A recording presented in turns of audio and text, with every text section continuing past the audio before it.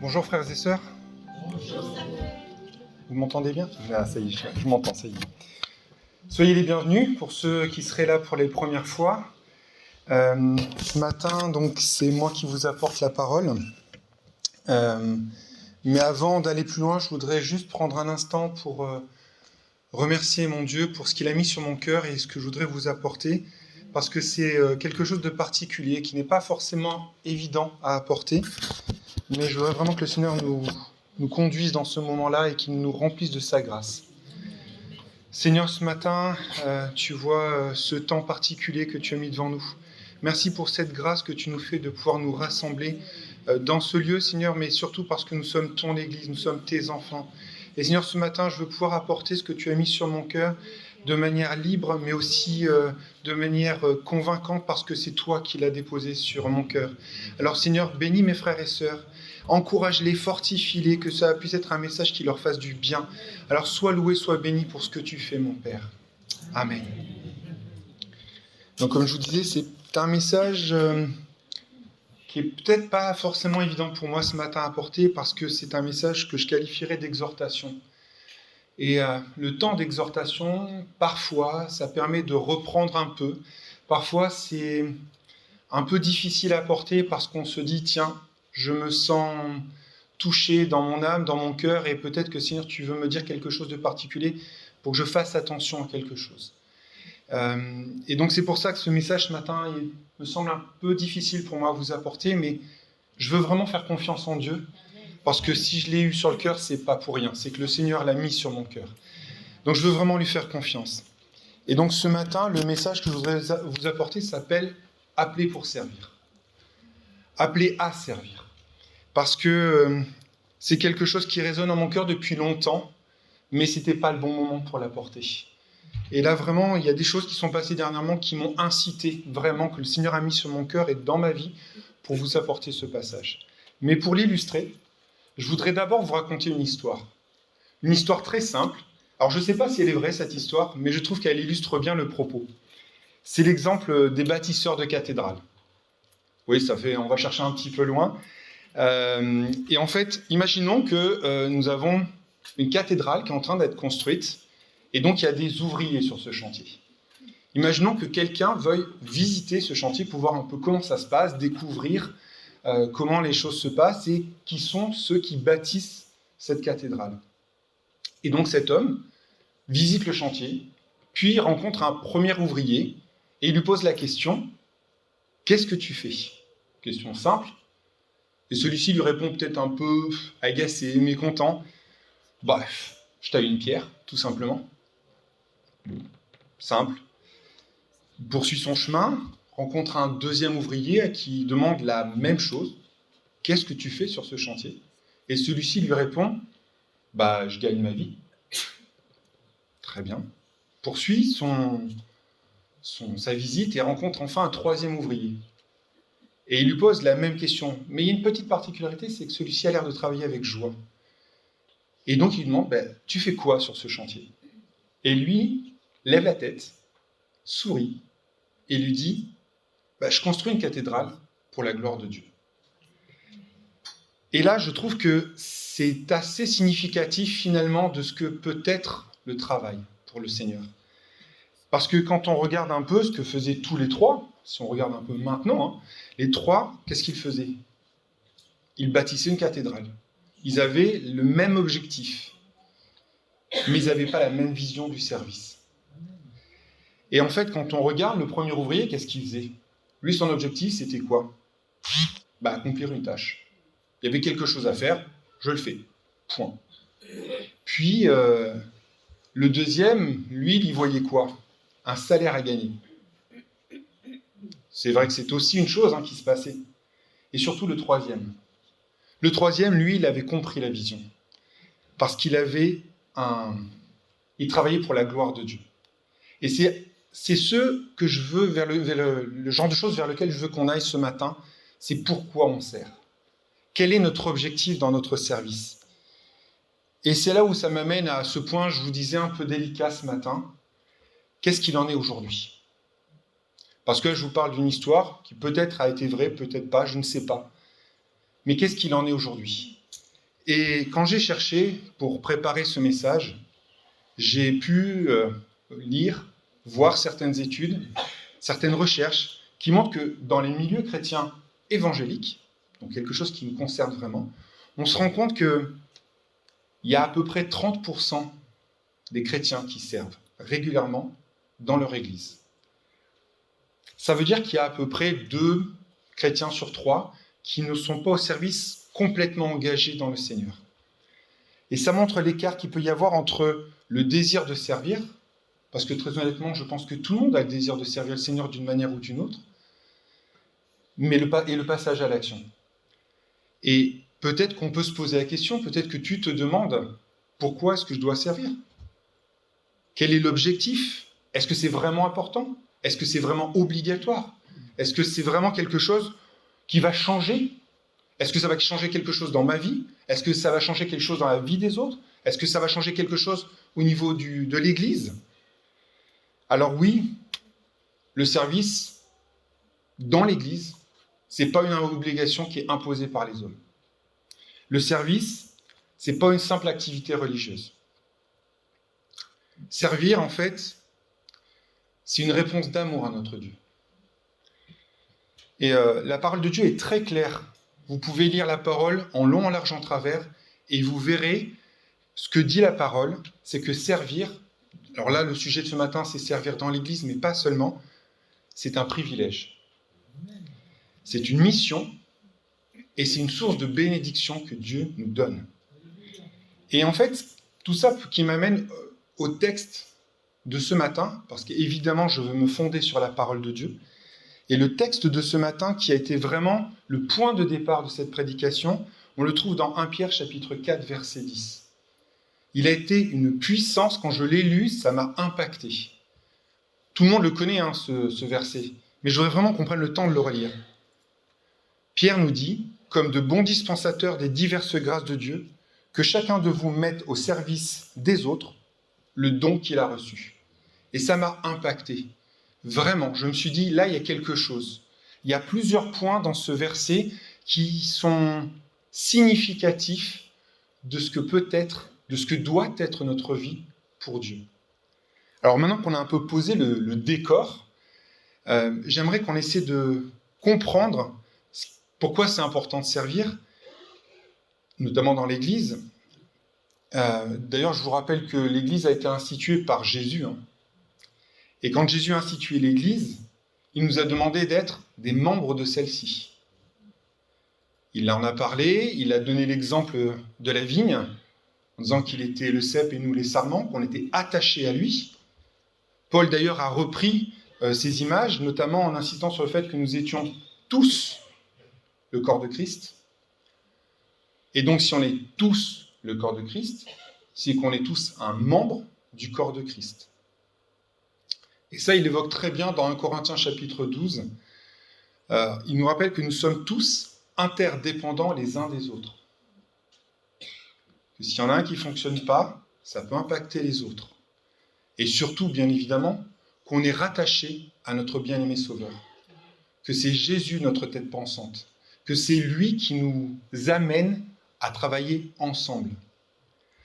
Et donc j'aimerais insister vraiment sur les raisons pour ce qui devrait nous pousser à agir et être un membre actif là où le Seigneur nous place. Parce que le Seigneur te place à un endroit, mon frère, ma sœur, pour agir. Et donc les diverses raisons, il y en a plusieurs, je ne les ai pas toutes vues, mais j'en ai retenu quelques-unes. La première, parce que Jésus nous a montré l'exemple, tout simplement. Et là, je vais être vraiment très factuel. Notre modèle, ce n'est pas un homme, c'est Jésus. Et il a été très clair. Alors, on va prendre un passage dans Jean chapitre 13, versets 1 à 8. Alors oui, le passage est un petit peu long, et il y a un verset particulièrement qui nous intéresse, mais je voudrais qu'on lise le contexte de ce verset, de ce passage, parce qu'il y a plein de choses dedans qui nous montrent à quel moment Jésus a servi et qu'est-ce qu'il a fait avant. Qu'est-ce qui s'est passé en amont? Donc, avant la fête de Pâques, Jésus, sachant que son heure était venue de passer de son monde au Père, et ayant aimé les siens qui étaient dans le monde, mit le comble à son amour pour eux. Pendant le souper, lorsque le diable avait déjà inspiré au cœur de Judas Iscariote, fils de Simon, le dessein de le livrer, Jésus, qui savait que le Père avait remis toutes choses entre ses mains, qu'il était venu de Dieu et qu'il retournait à Dieu, se leva de table, ôta ses vêtements et prit un linge dont il se ceignit. Ensuite, il versa de l'eau dans un bassin et il se mit à laver les pieds des disciples, à les essuyer avec le linge dont il était ceint. Il vint donc à Simon-Pierre et Pierre lui dit « Toi, Seigneur, tu me laves les pieds ?» Jésus lui répondit « Ce que je fais, tu ne le comprends pas maintenant, mais tu le comprendras bientôt. » Pierre lui dit « Non, jamais tu ne me laveras les pieds. » Jésus lui répondit « Si je ne te lave, tu n'auras pas de part avec moi. » Et ce texte nous montre plusieurs choses, notamment que Jésus n'a pas regardé à l'homme, il n'a pas regardé qui il devait choisir, qu'il devait servir, mais il a décidé de servir tous ses disciples, y compris Judas. Judas qui allait le trahir, il le savait. On pourrait prendre l'ensemble de ce passage et avoir une prédication complète, tellement il y a de choses à dire sur ce passage.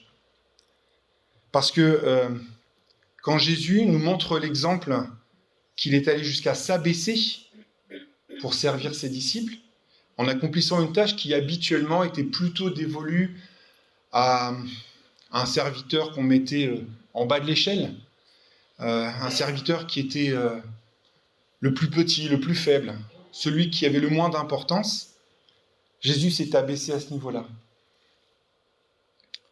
Et c'est vrai que ce service, même s'il ne met pas celui qui l'accomplit le plus en valeur, il a pourtant il est hyper important. Et Jésus, lui, l'a effectué sans broncher. Il a même expliqué à Pierre à quel point il était important qu'il le fasse. Il lui a même dit qu'il comprendrait plus tard pourquoi. Et ce que Jésus a voulu démontrer, c'est ce qu'il a dit dans Marc chapitre 10, verset 45. Le Fils de l'homme est venu non pour être servi, mais pour servir.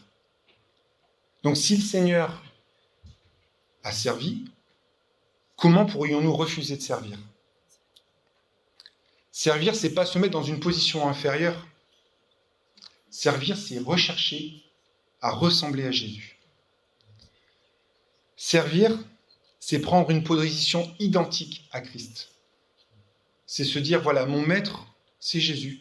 Mon maître a servi, donc je fais comme mon maître. Et si on doit chercher cette façon de faire, c'est parce que quand on sert, on reflète le caractère de notre maître. Et qu'est-ce qu'il y a dans le caractère de notre maître? L'humilité. L'humilité parce que Jésus s'est abaissé pour s'effectuer ce service. Il faut savoir être humble quand on sert. Peu importe le service qu'on fait, l'humilité. La deuxième qualité, le sacrifice. Parce que Jésus savait qu'il allait mourir pour le monde. Il allait mourir pour ses disciples. Il allait mourir pour chacun d'entre nous. Pour toi, mon frère, pour toi, ma sœur. Il savait qu'il allait mourir. Et il s'est quand même humilié. Il est allé au plus bas. Et surtout, ce que nous dit Paul dans 1 Corinthiens 13, par amour. Il a mis le comble à son amour, c'est ce qui nous est dit au début de ce passage. Jésus a mis le comble à son amour, sachant qu'il allait quitter ses disciples. Il a mis le comble à son amour pour nous. Il n'a pas mis juste pour ses disciples à ce moment-là, il l'a mis pour le monde, pour nous qui allions arriver après. Donc vraiment, c'est des qualités, des caractéristiques de Jésus que nous devrions avoir envie de refléter. Une autre raison qui nous pousse à servir, c'est parce que servir, comme je l'ai dit tout à l'heure, c'est une preuve d'amour pour Dieu. Parce que quand on sert, l'objectif, c'est pas d'être vu. L'objectif, c'est de répondre à l'appel du Seigneur et lui dire « Je te sers parce que je t'aime, mon Dieu ». L'amour qu'on manifeste, on le manifeste en premier lieu pour Dieu. C'est la première raison. On manifeste notre amour à Dieu et on la manifeste aussi pour ceux que nous servons, nos frères et sœurs, les gens du dehors. Le Seigneur nous a mis un service à cœur, effectuons-le. Jésus nous a donné des commandements, il en a un en particulier, qui explique pourquoi servir par amour. Et on le trouve dans Jean chapitre 14, verset 15. « Si vous m'aimez, gardez mes commandements. » Donc si on aime Jésus, on obéit à ce qu'il nous a dit. Alors les commandements, on pourrait dire, oui, on a les commandements de l'Ancien Testament, les nouveaux commandements, ou plutôt les recommandations que nous a données le Seigneur. Il en a dit, c'est vrai, mais il en a fait des commandements. Parce que, comme on l'a vu juste avant, Jésus a dit, je suis venu pour servir et non pour être servi. Et il a servi. Il n'a pas juste parlé, il a mis en action. Et quand Jésus dit quelque chose, il le fait. Il le met de manière pratique, concrète. Donc, c'est bien de chanter, c'est bien de témoigner, c'est bien de dire qu'on aime notre Dieu. Mais ça ne suffit pas. Il faut mettre en action notre foi. Il faut mettre en action ce que le Seigneur a mis sur notre cœur. Et ça se manifeste par un engagement total, par une mise à disponibilité de notre vie pour le Seigneur. C'est un don de soi, tout comme Jésus. Je vous l'ai dit, Jésus est notre modèle, il s'est donné totalement pour nous. Faisons la même chose. Et donc on peut manifester aussi notre amour non seulement pour Dieu, mais aussi pour nos frères et sœurs. Et c'est ce que nous relate Jean dans sa première épître, au chapitre 4 et au verset 21. « Or voici le commandement que nous avons reçu de lui, celui qui aime Dieu doit aussi aimer son frère. » Donc si j'aime Jésus et que j'obéis à ses commandements, un de ses commandements c'est d'aimer mes frères et sœurs, c'est de servir, donc je dois aussi servir mes frères et sœurs. C'est pas un raccourci que je fais, c'est clairement ce que dit Jésus. Si tu veux, si tu m'aimes, prends ta croix, suis-moi. Prends ta croix, c'est te charger aussi de certaines choses et du service qu'il t'a mis sur le cœur. Donc si on suit ces commandements, on met en application l'amour pour tous. Pas juste pour ceux qu'on aime bien, mais pour tous. Jésus nous a demandé de l'aimer en gardant ses commandements, d'aimer les autres et enfin de faire comme lui, de servir. Donc servir dans l'Église, c'est comme si on disait « Seigneur, me voici, utilise-moi. Tu sais mes compétences, tu sais mes qualités, tu sais ce que j'ai envie de faire, mais je les mets devant toi. Utilise-moi. » Une troisième raison qui devrait nous pousser à comprendre pourquoi on sert. Quel est l'intérêt de servir ? Où est-ce qu'on va ? Parce que Dieu nous a dotés. Personne n'a été créé avec aucun don, aucune qualité, comme étant un inutile. La preuve, Jésus a montré par un service, allez, je vais le dire comme ça, même si ce n'est pas ce que je ressens, subalterne, petit, qui semble de moindre importance, et pourtant il l'a fait. Donc ça veut bien dire qu'il n'y a pas de service inutile. Donc nous ne sommes pas inutiles. Alors parfois on peut avoir cette impression de se dire j'ai pas les compétences, j'ai pas les talents, ou en tout cas ce que je sais faire, je vois pas en quoi ça peut servir Dieu. Peut-être même que tu te dis mon frère, ma sœur, je vais pas servir, je vois qu'il y en a qui font ça tellement mieux que moi. C'est vrai. Reprenons ceux qui ont été au service pour la construction du temple. Il y a des gens qui sont venus pour aider, qui étaient des gens qui étaient de plein de qualités, qui savaient faire plein de choses. Mais ils n'ont pas servi tout seuls. C'est parce que ceux-là, ils savaient faire des choses et ils ont encouragé, aidé ceux qui ont servi. Ils leur ont donné des directives. Donc peut-être ton service, c'est ça.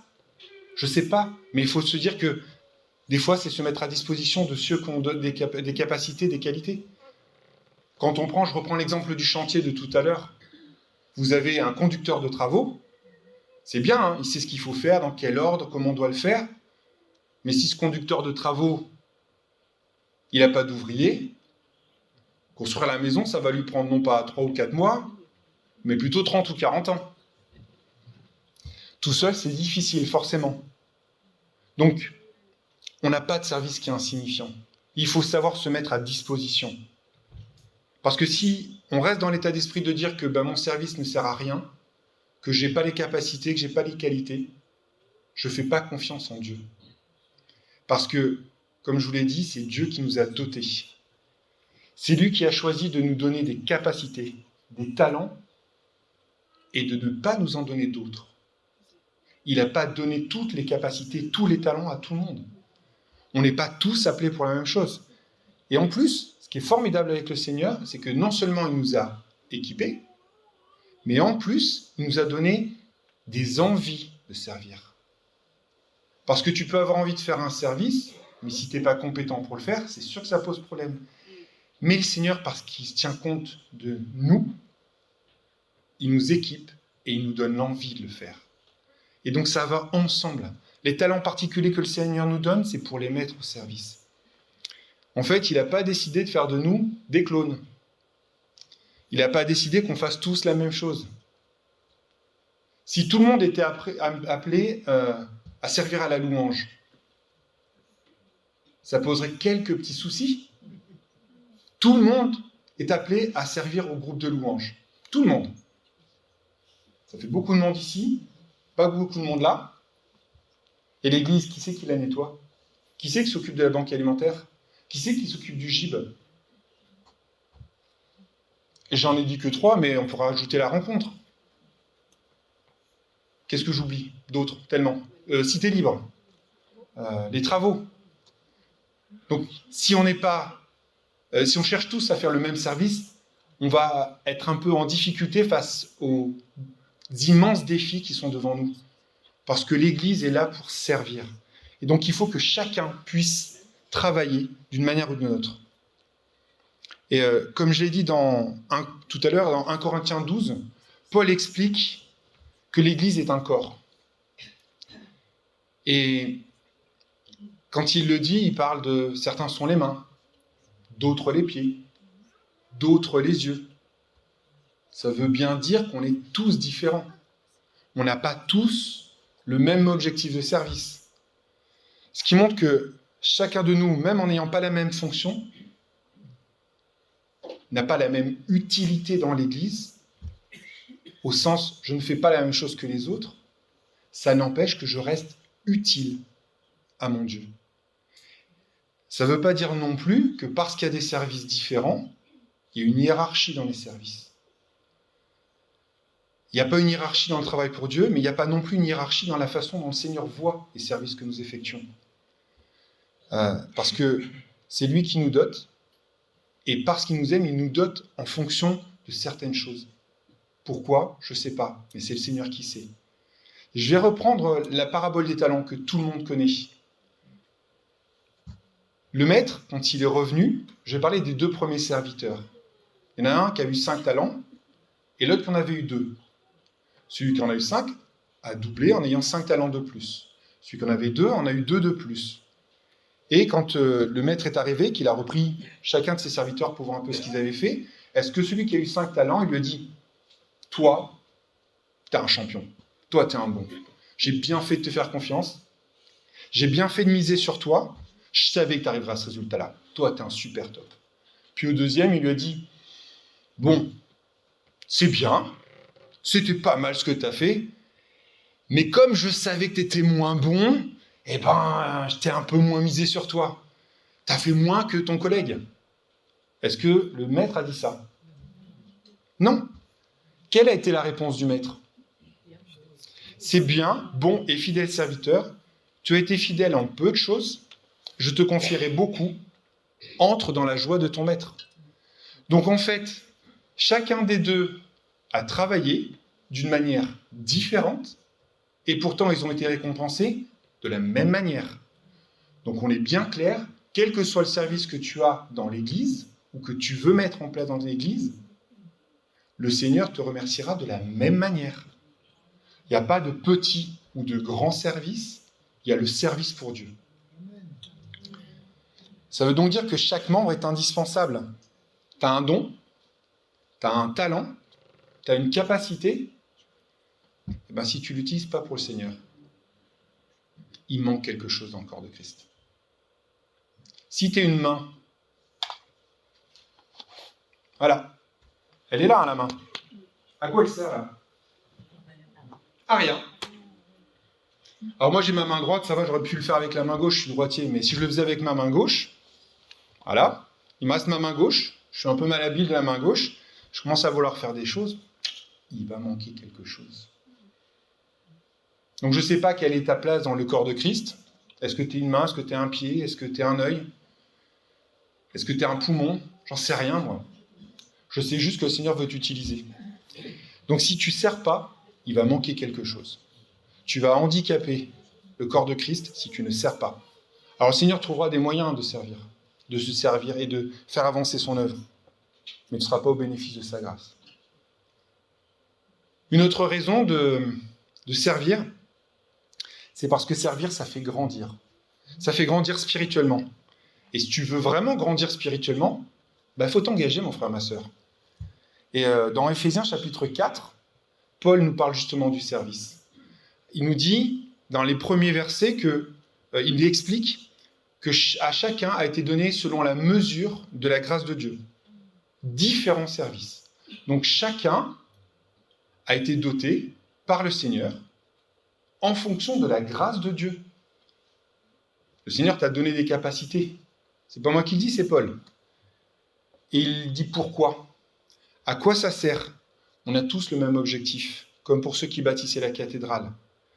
Au verset 12, « Pour le perfectionnement des saints, en vue de l'œuvre du ministère et de l'édification du corps de Christ, jusqu'à ce que nous soyons tous parvenus à l'unité de la foi et de la connaissance du Fils de Dieu, à l'état d'homme fait, à la mesure de la stature parfaite de Christ, afin que nous ne soyons plus des enfants, flottant et emportés à tout vent de doctrine, par la tromperie des hommes, par leur ruse dans les moyens de séduction, mais que, professant la vérité dans l'amour, nous croissions à tous égards en celui qui est le chef, Christ. » Et c'est sur ce verset-là que je vais insister. C'est de lui et grâce à tous les liens de son assistance que tout le corps, bien coordonné, en formant un solide assemblage, tire son accroissement selon la force qui convient à chacune de ses parties et s'édifie lui-même dans l'amour. Si tu t'engages spirituellement, si tu veux grandir spirituellement, tu vas grandir individuellement, mais aussi collectivement. C'est ça en fait. Le Seigneur, il nous donne les compétences selon sa grâce pour que nous grandissions individuellement et collectivement. Ce que je vous disais tout à l'heure sur le fait qu'il y a un chef de chantier qui aide, qui dirige, qui coordonne, c'est aussi pour aider les autres. On n'est pas tous appelés à être chef de chantier. Moi, je pense que je ne le suis pas. On a des frères ici qui font ça très bien. Mais le Seigneur, il veut nous utiliser. Et dis-toi que ton service, même s'il te semble petit, il va te faire grandir toi, mais tu vas illuminer autour de toi. Et tu vas aider les autres. Et ce qui est formidable avec ce point,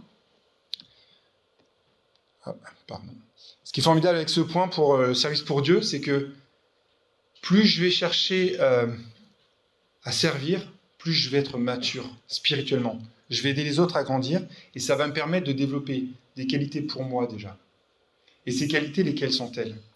La maturité, évidemment, l'humilité, un point sur lequel on revient régulièrement, la discipline et la foi. Et donc, quand je sers, je cherche à dépendre davantage de mon Dieu. Et donc, j'apprends à aimer encore plus comme Jésus a aimé. C'est quand on cherche à servir qu'on est plus semblable à Christ. Je pense qu'il y a un chant ancien qui illustre bien ça. Te ressembler, Jésus, c'est mon espoir suprême. 2 points. Penser, agir, aimer, toujours plus comme toi. Je dois penser, mais je dois agir aussi. Et tout ça dans l'amour. Pourquoi? Pour ressembler à Jésus. On est d'accord que ce verset, ce chant, il est inspiré pour dire des choses pareilles. C'est pas venu comme ça pour faire joli. Donc c'est ça montre encore une fois pourquoi servir. Ça, on fait grandir. Je l'ai déjà un peu dit, mais finalement, un autre point, c'est l'impact qu'on peut avoir autour de nous, dans les vies des autres, que ce soit dans l'Église ou en dehors de l'Église. Parce qu'on peut avoir l'impression qu'on ne fait pas grand-chose, hein. Mais même si on a l'impression que ce n'est pas important, on a la possibilité malgré tout d'impacter des vies, par notre témoignage, par notre service. Tu te dis peut-être que ce n'est pas possible, hein.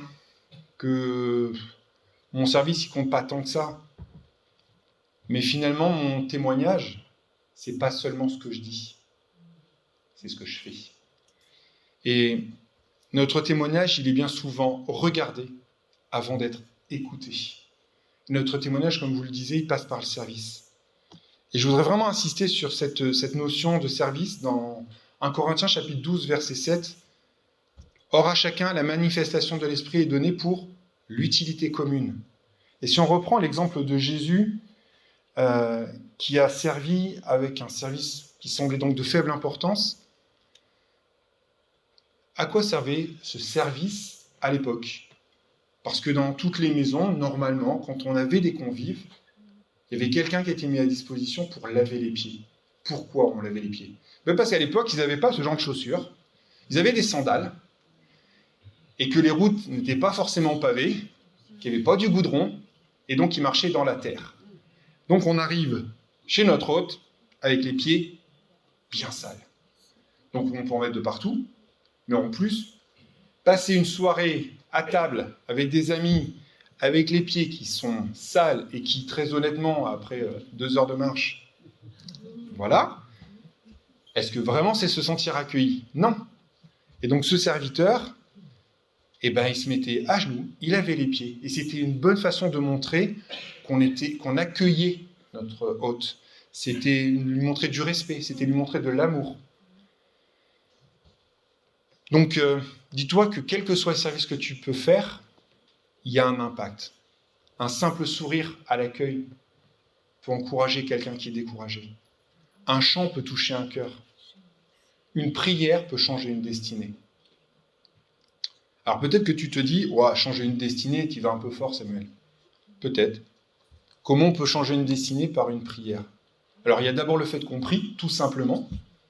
Le fait de prier, c'est de se dire à Dieu, je te demande, Seigneur, d'agir sur telle ou telle personne, parce que, voilà, mon frère, ma sœur passe par la difficulté, je veux prier pour lui, pour elle.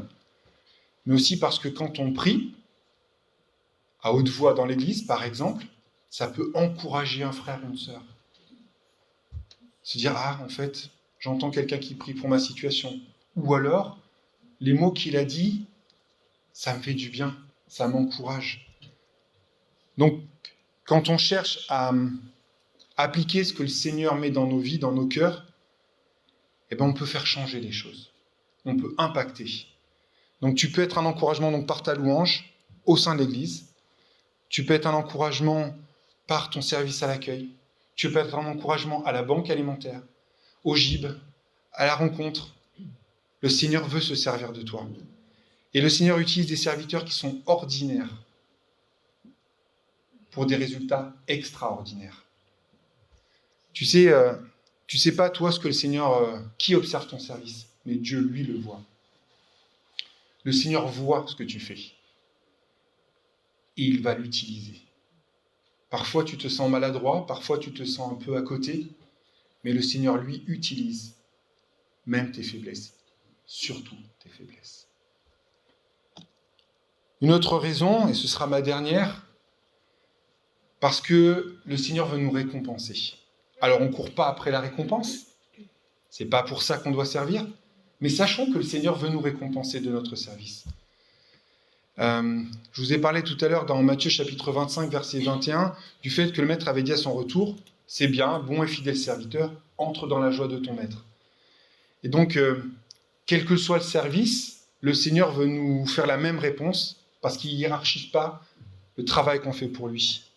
Son objectif, c'est bien qu'on serve selon nos capacités, selon nos talents. Et il souhaite qu'on le serve avec zèle, avec fidélité. Et le service pour le Seigneur ne passe jamais inaperçu. Parce que même si nos services sont différents, même si certains services paraissent plus dans l'ombre, le Seigneur, lui, les voit. Donc, ne te dis pas, je ne vais pas servir parce que ça ne se voit pas, ça ne servira pas à grand-chose. Je vous parlais de récompenses, mais quelles sont ces récompenses ? Il y a celles qui sont terrestres. Le Seigneur peut nous donner de la joie, de la paix, la croissance dans notre vie, et surtout, une récompense éternelle entre dans la joie de ton maître. Viens auprès du Père, parce que là, tu vas rentrer dans ma joie, dans ma gloire éternelle. C'est ce que dit notre Seigneur. Et Paul nous le reprend d'ailleurs, dans 2 Timothée chapitre 4, versets 7 et 8. « J'ai combattu le bon combat, j'ai achevé la course, j'ai gardé la foi. Désormais, la couronne de justice m'est réservée. Le Seigneur, le juste juge, me la donnera dans ce jour, et non seulement à moi, mais encore à tous ceux qui auront aimé son avènement. » Là, Paul ne parle pas de son service particulier à lui.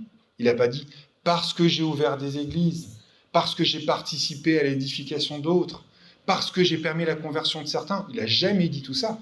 « Parce que j'ai achevé le bon combat. J'ai achevé la course. Je suis resté fidèle. » Et il n'est pas orgueilleux quand il dit ça. Il est conscient du fait qu'il a pu rester attaché à son Dieu, malgré les difficultés, malgré les épreuves. Et qu'il a servi de tout son cœur. Et parce que je ne voudrais pas prendre trop de temps non plus, je voudrais conclure en vous disant, voilà, il y a 2 semaines, Victor a prêché sur la conversion de Paul, et l'attitude d'Ananias. Qu'est-ce qu'a dit Ananias quand Jésus lui a dit « Va voir Paul ». Il a dit « Seigneur, tu veux vraiment ?» Mais après surtout, qu'est-ce qu'il a dit ? « Me voici, Seigneur ». Donc, quand Victor a prêché sur ce thème, il nous a rappelé que Ananias n'avait pas lutté contre Dieu. Mais s'il avait lutté contre Dieu, s'il avait refusé d'obéir, le Seigneur ne l'aurait pas forcé. Il ne l'aurait pas obligé. Mais par contre, Ananias n'aurait pas vu la grâce de Dieu dans la vie de Paul. Et surtout, lui, Ananias, n'aurait été pas au bénéfice de la grâce de Dieu. Donc voilà pourquoi c'est important de servir. Parce que Dieu peut se passer de nous. Il aurait pu se passer d'Ananias et prendre quelqu'un d'autre. Mais Ananias n'aurait pas été l'instrument de son maître. Il n'aurait pas été l'outil que le Seigneur voulait utiliser. Et il serait passé complètement à côté de son plan. Parce que d'ailleurs, nous disait Josué la semaine dernière, quand on passe à côté du plan, quand on manque la cible, on est impertinent, on pêche. Donc Victor nous a engagés à devenir des instruments dans les mains de notre Seigneur. Et pour terminer, je voudrais revenir pour citer pourquoi servir dans l'Église. Les raisons sont multiples. Parce que Jésus a servi d'abord. Et Jésus est notre modèle. Parce que nous aimons notre Dieu. Parce qu'on a reçu un don. Même si tu as l'impression que ce n'est pas le cas, tu as reçu un don de la part du Seigneur. Parce que tu vas grandir. Et tu vas développer tes qualités. Tu vas développer tes dons. Rappelez-vous de la parabole des talents. Tu es passé de 5 à 10. Tu es passé de 2 à 4. Peu importe si tu passes de 1 ou de 2 à 1 de plus. Mais le Seigneur va t'aider. Parce que ça nous fait grandir. Parce que ça impacte des vies. Parce que Dieu récompense notre fidélité. Et peut-être que tu te dis, c'est pas grave si je suis pas là. Mais sache que chaque rôle compte. Même ceux qui paraissent être plus discrets, moins importants. Le service, il est collectif. Il n'est pas individuel. Et d'ailleurs, le succès spirituel dépend de la coopération, jamais de la gloire individuelle ou personnelle. Si je prends une comparaison sportive, dans le royaume de Dieu, la victoire appartient à l'équipe qui joue ensemble, pas à celui qui marque tout seul. En fait, servir, ça ne devrait pas être une charge. Alors, j'ai beaucoup réfléchi parce que j'étais interpellé sur ça. Ça ne devrait pas être une charge. C'est une charge que le Seigneur met sur notre cœur pour qu'on puisse agir en disant « Seigneur, je veux répondre à ce que tu as mis ». Mais ça ne devrait pas nous sembler un poids impossible à porter. Et pourquoi ça ne devrait pas nous donner cette impression-là ? Parce que d'abord, si tous les services étaient répartis sur tous les membres de l'Église, ce serait beaucoup plus facile à porter. Si on est 20 à porter 200 kilos, je pense que ça va être beaucoup plus facile que si je suis tout seul à le porter. Non ? Je pense que je me ferais écraser, même si... Et puis, le Seigneur nous rappelle que c'est un honneur de le servir. Parce que le Seigneur nous fait cette grâce de vouloir nous utiliser. C'est un appel que Dieu nous lance. C'est une grâce qu'il nous accorde, parce qu'il pourrait faire sans nous. Mais il veut quand même bien nous utiliser. Il veut bien travailler avec nous. Alors, c'est quoi ton rôle ce matin? C'est quoi ton rôle? Est-ce que tu veux être spectateur ou est-ce que tu veux être serviteur? Dieu ne cherche pas des personnes parfaites pour servir. Si tu attends d'être parfait, c'est facile, personne ne servira. Il faut attendre d'être au ciel pour être parfait. Donc, en attendant, on ne fait rien. Si chacun mettait ses talents au service des autres, notre Église ne serait pas seulement un lieu de rassemblement. Elle serait une lumière qui transforme tout autour. Vous voulez impacter la ville d'Elbeuf et toute l'agglomération?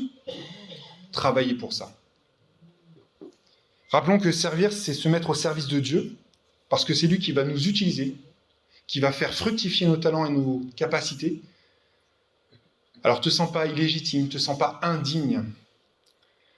Accepte de rentrer dans le chemin que Dieu a mis devant toi, parce que tu le sais au fond de toi-même. Je sais pas, j'avais pas prévu de dire ça, mais tu sais au fond de toi-même que tu as un service qui est devant toi pour le Seigneur. Et peut-être certains sont déjà sur ce service-là, mais peut-être qu'ils ont besoin d'aide. Rentre pour devenir ce disciple que tu dois être. Il ne suffit pas d'être un spectateur, mais un acteur. Donc sois un acteur du royaume ce matin. C'est le message que je voudrais vraiment que vous reteniez ce matin. Sois un acteur du royaume. Mets-toi au service. Il y a tellement de bénédictions à recevoir de la part de Dieu. Il y a des combats, c'est vrai. Et tu vas avoir des combats. Tu vas avoir des combats quand tu vas te mettre au service. Parce que le diable va vouloir t'empêcher de travailler pour lui. Mais par contre, pour lui, quand je dis pour lui, pour Dieu. Mais par contre, les victoires, les grâces, c'est sans commune mesure. Alors mets-toi au service. Sois vraiment un acteur du royaume. Je vais appeler le groupe de louanges à venir pour qu'on puisse terminer cette réunion, mais je voudrais vraiment, ce matin, qu'on puisse avoir un temps où on prie pour dire, Seigneur, voilà, je me mets devant toi et je veux vraiment chercher à reprendre ma place. La place que j'ai peut-être un peu mise de côté. Je ne sais pas ce que tu as prévu pour moi, mais je veux être à la place que tu m'as fixée. Peut-être que ta place, c'est d'être une colonne de prière dans l'église, parce que peut-être tu n'as pas cette possibilité de pouvoir faire certains services, parce que physiquement, parce que l'âge. Mais le Seigneur ne veut pas ne pas se servir de toi. Donc, ce matin, vraiment, prenons ce temps particulier.